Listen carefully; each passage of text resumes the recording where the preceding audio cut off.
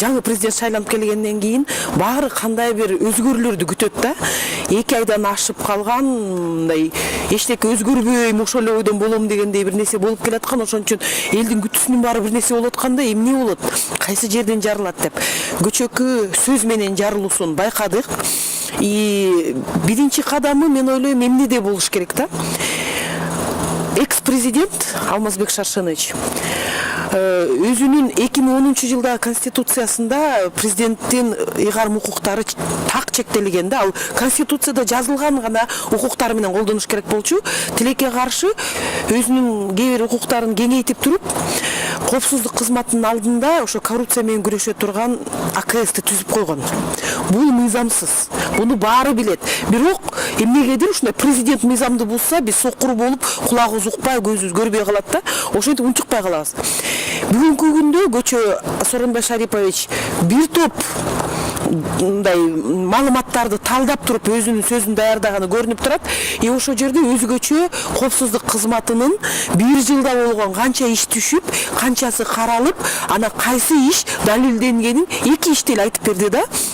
Бала бакчада ушундай салынып аткан оокат көбүрөөк акча жазылып калганы, анан бир кран урдалганы боюнча бул эмне деген шумдук депчи. Чындыгын айтканда АКС ГКНБ кандай деген укуктары бар, канча деген кишилерди отургузуп атышат, канча деген ошол жакта сотрудниктери жүрөт, кызматкерлери.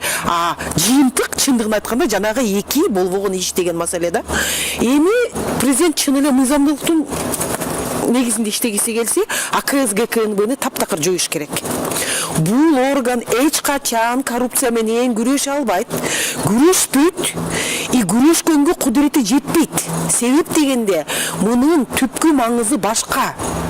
Коопсуздук кызматы деген бул биздин мамлекеттин коопсуздугун карап туруп, жанагы разведка, контрразведка, экстремизм, терроризм, алардын жүрүп атканы дагы көрүнбөш керек, элге билинбеш керек. Кайсы жерде коопсуздук кызмат жүрөт дегенди эч ким билбеш керек. Ал ошентип эле эл арасында кошулуп эле акырын разведкасын жасап туруп эле тетиги жерде тетинде уюм бар экен, тетиги жерде тетинде даярдалып атыптыр деп иштеш керек.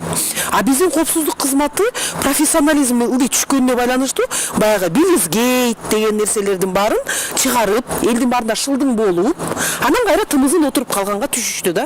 Ошон үчүн биринчи ошол органдан баштаса, ошол органды туура нукка салса, анда биз айтабыз, Сооронбай Шарипович 2 кол менен, бутубуз менен баарыбыз 7 регион биригип туруп, биз тазаланууга, биз Кыргызстанга акыйкаттыкты орнотконго, адилеттүүлүк болгонго сизге жардам беребиз. Бут менен бут кандай эмне кааласаңар ошолордун баарын жасап, ошол жерге сизге жардам беребиз дегенге даяр болобуз да. Бирок ошону далилдеп көрсөтүп коюш керек. Чындыгын айтса дагы, сценарий мойдон иштеп атса дагы, ал айткан сөзү менен жасаган иши дал келеби, ал эртең эле билинет. Анткени себеби дагы күтүп турайын деген жарым жылга чейин созулбайт.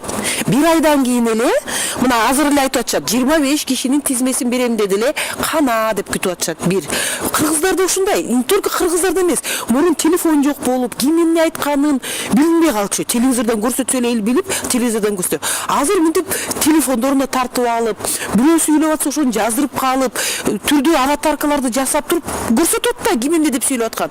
Ошон үчүн мына бүгүн айтылдыбы? Айтылган сөз атылган окко окшошуп туруп чапталып калды. Эртең бүрсү күнү уже айта баштайт, кана Сооронбай Шарипович, сиздин айткан сөзүңүз сөз бойдон эле калабы деп. Ошон үчүн бирөөнүн оюнун ойноп атабы же чын эле көзүңөрдү ачпасаңар мага жакты, мен айттым, мени эл шайлаган президентмин деп. Мен колдойм анысын. Жардам бергенге, материалдарды көрсөткөнгө, кайсы жерине катачылык кылып мыйзам чегинде иштеп атканын көрсөткөнгө даярмын.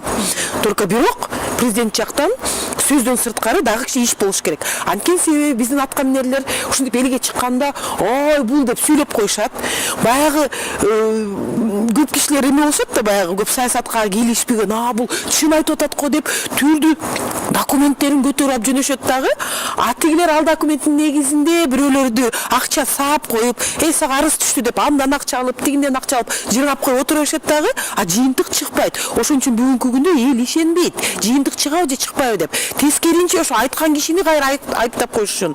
Эмне үчүн сен коопсуздук кызматына сөз айтып атасың, эмне үчүн сен прокуратурага бир нерсе кылып атасың деп тескеринче ал дагы дагы еще күнөөкөр болуп калышы мүмкүн.